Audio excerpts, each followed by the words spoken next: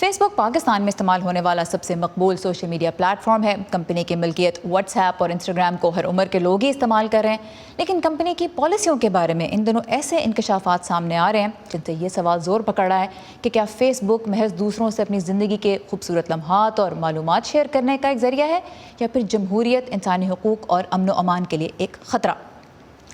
Face بک papers نام ہے company کی افشا کی گئی ہزاروں اندرونی دستاویزات کا، جن کی روشنی میں امریکی اور برطانوی میڈیا ادارے ان دنوں خبریں شائع کر رہے ہیں۔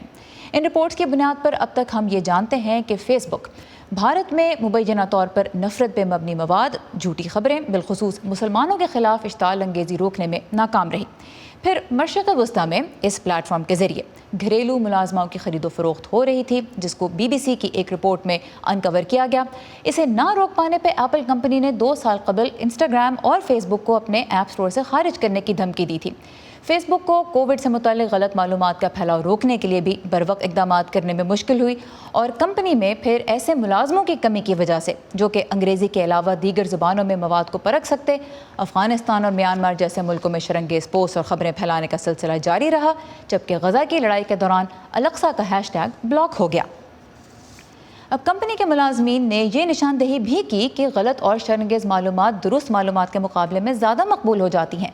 فیس بک کی سابق پروڈکٹ مینیجر فرانسس ہاگن، جنہوں نے کمپنی کی اندرونی بات چیت اور تحقیقات سے متعلق ہزاروں دستاویزات میڈیا اداروں اور حکام کو دیں، امریکی کانگریس کے علاوہ یورپی پارلیمان میں بھی سماعت کے لیے پیش ہوئیں۔ ان کا یہ الزام ہے کہ فیس بک، جو کہ اب میٹا ہے، اس نے اپنی مصنوعات سے پہنچنے والے نقصان کے بارے میں جانتے ہوئے بھی منافع کو ترجیح دی، اور وہ معاشرے کے لیے ایک خطرہ بن چکی ہے۔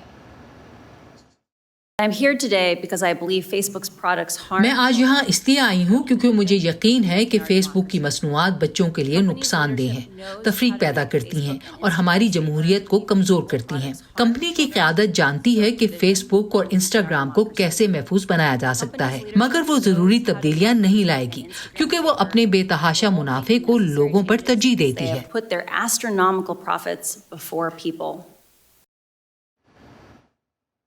اندرونی دستاویزات سے پتہ چلا ہے کہ فیس بک نے مسائل کو حل کرنے کی کوشش بھی کی، مگر یا تو اقدامات مؤثر نہیں تھے یا پھر ان پہ عمل درآمد میں دیر ہو گئی۔ جیسے کمپنی نے کووڈ ویکسین اور امریکی انتخابات سے متعلق غیر مصدقہ معلومات پہ قارئین کے لیے وارننگز ڈالنا شروع کی، لیکن تب تک عوامی سطح پہ اختلاف خاصے بڑھ چکے تھے۔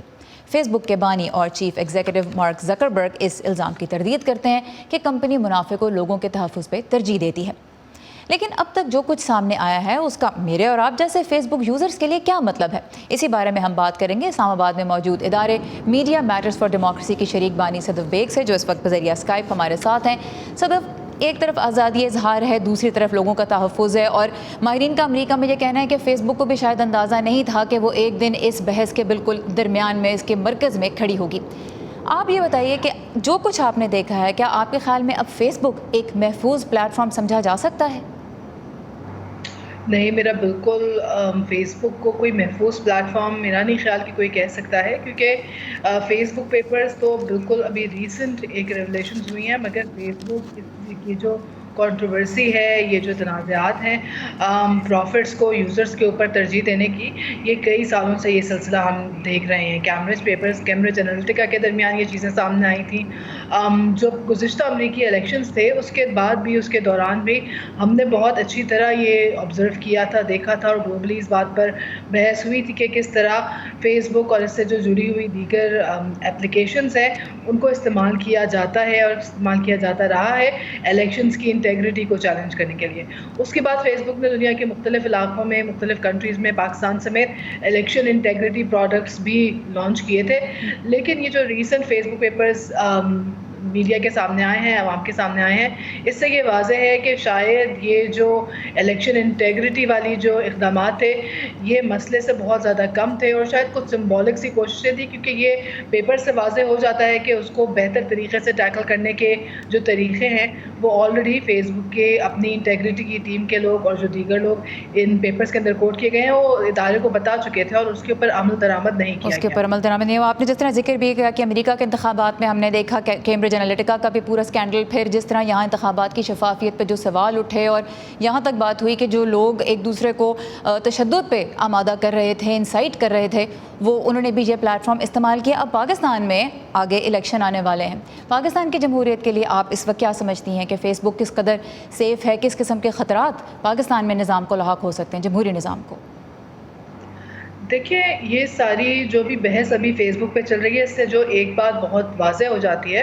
وہ یہ ہے کہ فیس بک اور اس جیسے دیگر ادارے، مگر مینلی فیس بک کیونکہ یہ بہت زیادہ پاپولر ہے اور لوگوں کی اس کے اوپر ڈپینڈنسی بہت زیادہ ہے،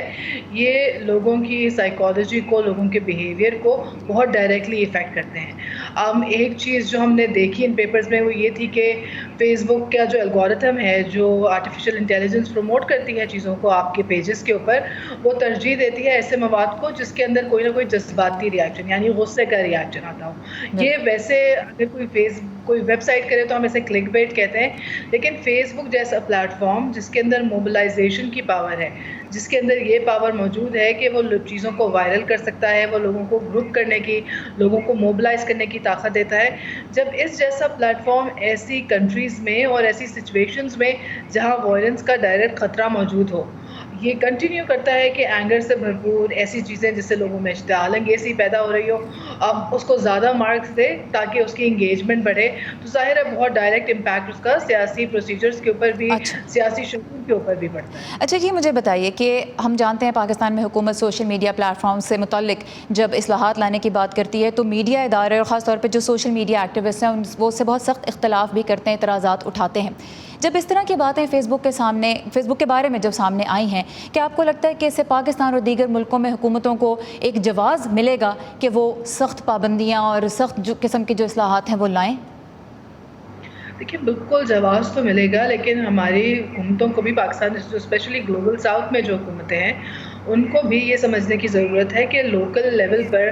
فیس بک کے اوپر یا دیگر سوشل میڈیا پلیٹ فارمز کے اوپر کسی بھی قسم کی پابندیاں لگا کر یہ جو مسائل ہیں ان سے نہیں نپٹا جا سکتا۔ یہ ایک بین الاقوامی مسئلہ ہے، یہ گلوبل مسئلہ ہے، اور یہ اس الگورتھم کی جو اے آئی کی شمولیت ہے اس پورے جمہوری پروسیس کے اندر، نیریٹو بلڈنگ کے اندر، یہ اس کا مسئلہ ہے، اور اس کا جو سولوشن ہوگا وہ بھی گلوبل ہی ہو سکتا ہے، وہ اقوام متحدہ کے ذریعے، دیگر عالمی اداروں کے ذریعے، جو ان پلیٹ فارمز کو اور ان کی جو بھی الگورتھمز جن چیزوں کے اوپر